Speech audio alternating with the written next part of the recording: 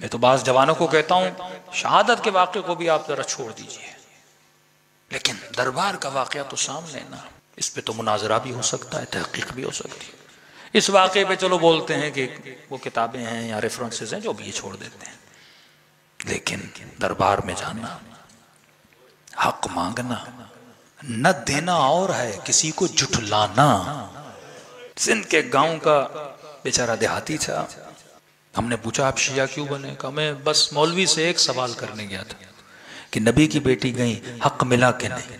कहा उसने बड़ी बातें की, ये हदीस थी, ये। कहा नहीं वो सब छोड़ दो, मुझे इतना बताओ, मांगने गई थी, खाली हाथ आई या कुछ लेकर आई? कहा शर्म से उसका सर झुक गया। उसने कहा नहीं, खाली हाथ आई। कहा अगर मेरे पास नबी की बेटी नहीं, उसके बच्चों में से भी कोई सैयद आ जाता ना और मांगने आता, मैं ऐसे ही दे देता। पूरी उम्मत देखती रही और खड़ी रही, इन्होंने खाली हाथ लौटा दिया।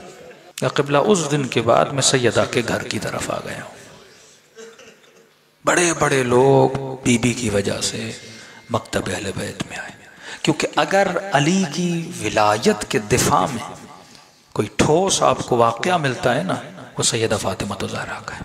क्योंकि सिर्फ दरबार में जाना नहीं है, ये कहते हैं भाई आप शियों की बातें तारीख उठाइए, एक एक अंसार और मुहाजिर के घर गई है,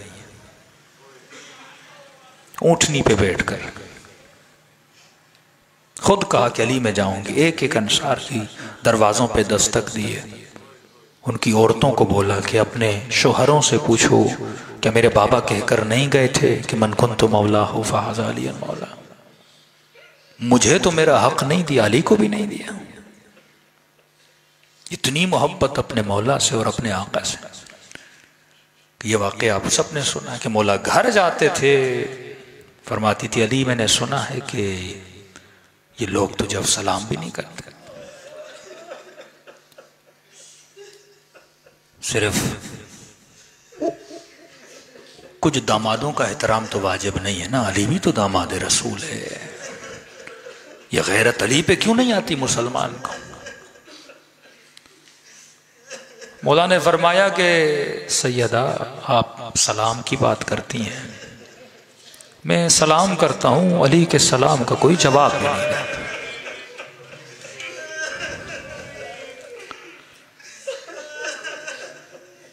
दिले अली पे जो गुजरी, अगर सिर्फ वो हाल आप पढ़ लें कि रात के अंधेरों में कुएं में सर डाल के पूरी पूरी रात मौला रोते थे।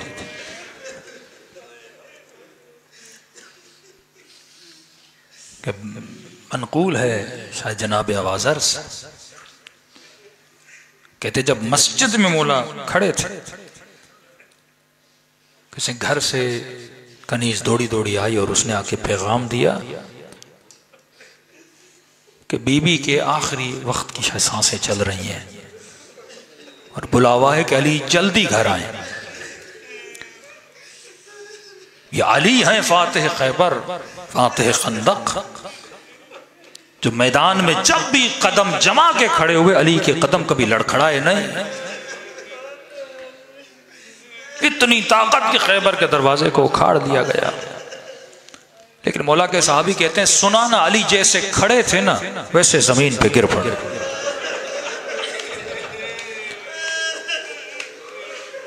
कहते सहाबियों ने कांधे पे सहारा दिया, अली से चला नहीं जा रहा था। बस इतना सुना कि सैयदा थोड़ी देर की मेहमान है, या अली जल्दी घर आइए। जर्रा बराबर मौला से बर्दाश्त नहीं होता था बीबी की तकलीफ। बिलाल आए, बीबी ने ख्वाहिश की कि बिलाल अजान दो। कहा कि बीबी मैंने रसूल के जाने के बाद अजान देना छोड़ दी है। फिर आके रसूल में बाज, अब ये भी इख्तलाफी है, बिलाल को अजान देने नहीं दी गई। बहरहाल काफी अरसे से बिलाल मुअज्जिन न रहे। कहा कि मेरी ख्वाहिश है बिलाल, बाबा के जाने के बाद मैंने तेरी अजान की आवाज नहीं सुनी। जब तू अजान देता है मुझे बाबा का जमाना याद आता है। आपके मोहल्ले का कोई इज्जतदार इंसान हो ना, लेकिन उसका बाप दुनिया से चला जाए, फिर मोहल्ला उसकी इज्जत न करे, कोई पूछने भी न जाए, वो रोए तो मोहल्ले वाले बोले आप रोइए नहीं, आपके रोने से हमें तकलीफ होती है। सैयदा का हुक्म था, बिलाल अजान देने चले गए। कहते हैं सदा बुलंद की अल्लाहु अकबर अल्लाहु अकबर। फिजा कहती है बीबी ने रोना शुरू किया, अशहदु अन ला इलाहा इल्लल्लाह, रोती रही। लेकिन का जैसे बिलाल ने कहा ना अशहदु अन्न मुहम्मदन रसूलुल्लाह, कहती रोने में इजाफा हुआ। इतना रोई कि अली डर गए कहीं बीबी की रूह परवाज न कर जाए। कहते अभी अजान हो रही थी, दौड़े दौड़े मौला मस्जिद में गए, कहा बिलाल अजान को रोको, कहीं ऐसा ना हो तू यहां अजान मुकम्मल करे या हसनैन की अम्मा की रूह परवाज हो जाए। तभी मेरे छठे इमाम फरमाते हम हर मुसीबत बर्दाश्त कर लेते, लेकिन अपनी दादी जहरा की मुसीबत हमसे बर्दाश्त नहीं होती। लोगों के मरने के बाद वाक़यात है, रूह बदन से निकल गई, अपने भाई के ख्वाब में आया, भाई बड़ा गुनहगार था। का बख्शिश कैसे हुई? का जब जनाजा मौला रजा की जरी के पास गया, एक बुजुर्ग ने कहा कि मौला को ये वास्ता दो, ये वास्ता कभी रद्द नहीं करते। हदीस के जुमले हैं मेरे मौला रजा की आयशियों, कभी छोटी छोटी बातों के लिए हमें बार बार टूटी पसलियों का वास्ता न दिया कर।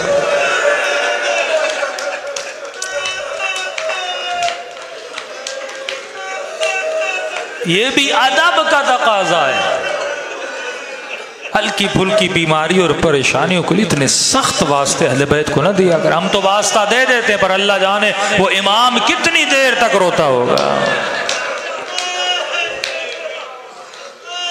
कहता है और कुछ नहीं मेरे भाई, मैं मौला के कदमों में गिरा, बस एक वास्ता दिया मौला, उस आग भरे दरवाजे के पीछे बीबी की टूटी हुई पसलियों का वास्ता। एक नहीं सैकड़ों वाकयात हैं। एक और मोमिन जिसकी रूह को वापस उसके बदन में पलटाया गया, वो कहता इमाम रजा से इल्तिजा की, कहा नहीं अल्लाह का फैसला हो चुका है, इसे मरना है। इमाम ज़माना से इल्तिजा की, अल्लाह का फैसला हो चुका है। कहता है इन इमामों के बीच में इमाम हुसैन खड़े थे। मेरे मरहूम बाप से उनकी रूह भी खड़ी थी। तो इमाम हुसैन ने कहा कि जब फैसला हो चुका है ये वापस क्यों जाना चाहता है? तो इस जवान ने कहा मौला मुझे मसला नहीं, मैं यहीं रहने के लिए तैयार हूं, लेकिन मुझसे मेरी माँ का रोना देखा नहीं जाता।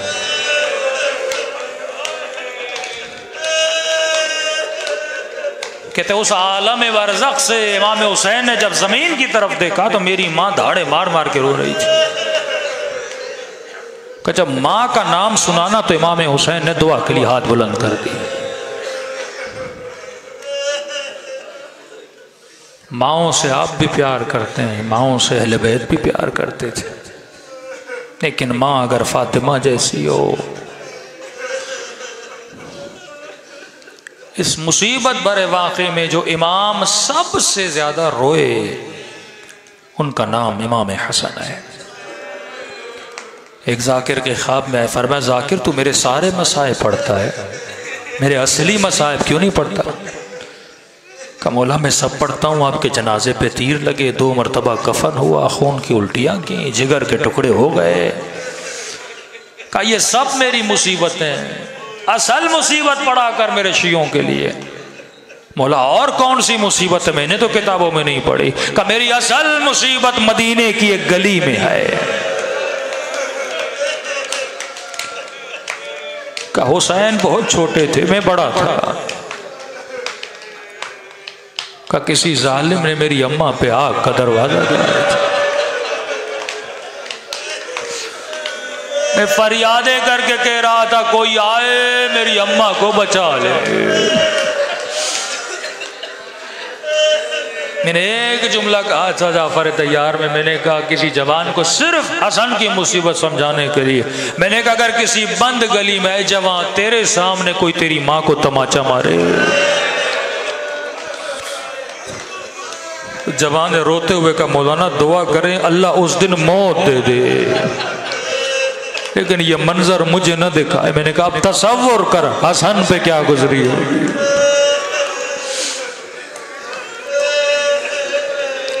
दिलों को करबला लेकर चले, पुरसादे इमाम हुसैन को, उनकी यतीमी का पुरसा, और बीबी से इल्तजा करें कि बीबी हम सब के हक में दुआ करें।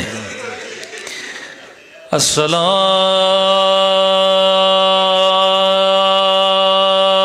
अलल हुसैन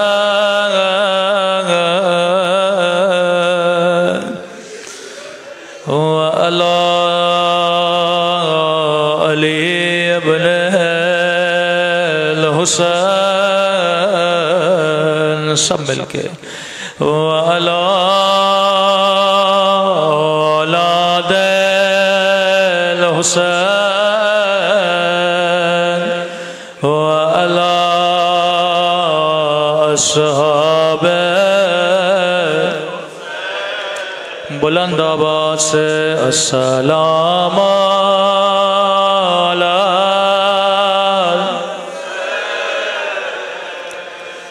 वाला अली इब्न वाला औलादे वाला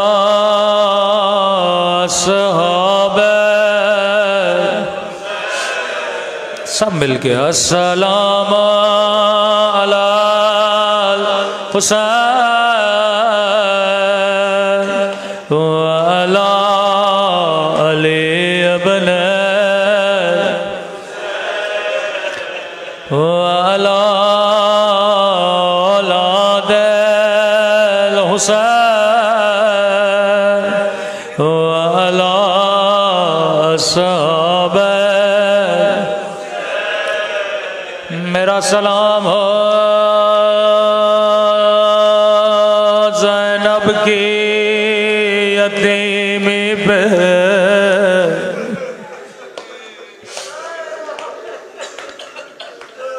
मेरा सलाम हो हुसैन मौला की यतीमी पे,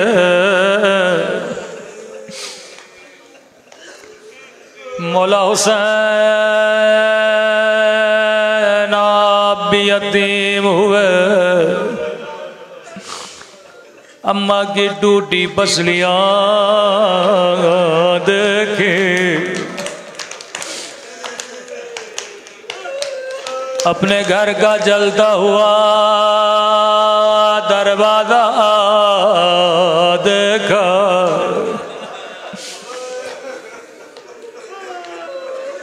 आप भी तकरीबन 4 बरस के थे।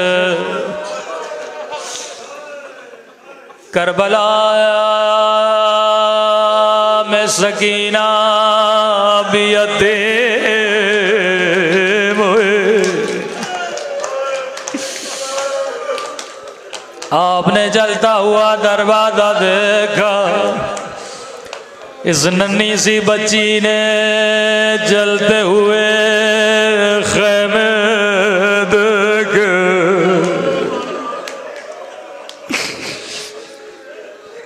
आपने अली के हाथों में रस्सियों को बंधे हुए देखा, बच्ची ने सज्जाद के हाथों में लोहे की जंजीरें देखे, लेकिन मौला कहाँ आपकी यतीमी, कहाँ सकीना की यतीमी।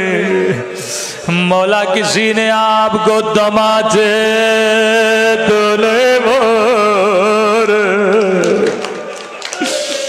लेकिन जब सकीना यतीम हुए, कभी शिमर तमाचे मारता था,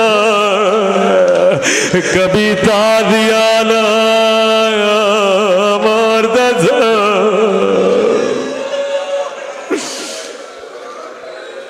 मौला जब आप यतीम हुए, अली ने सीने से लगाया, हसन ने सीने से लगाया, लेकिन ये बच्ची कोई सीना ढूंढ रहे थे।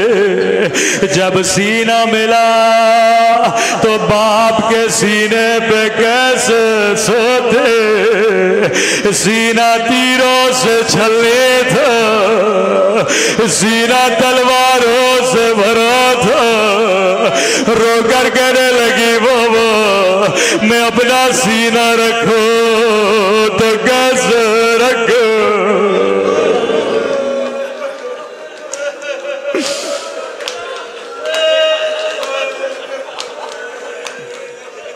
मौला का आपकी यतीमी का सकीना की यतीमी। मौला खुश नसीब है आपने सैयदा का कफन तो देखा, बच्ची को बाबा का कफन भी नसीब नहीं हुआ।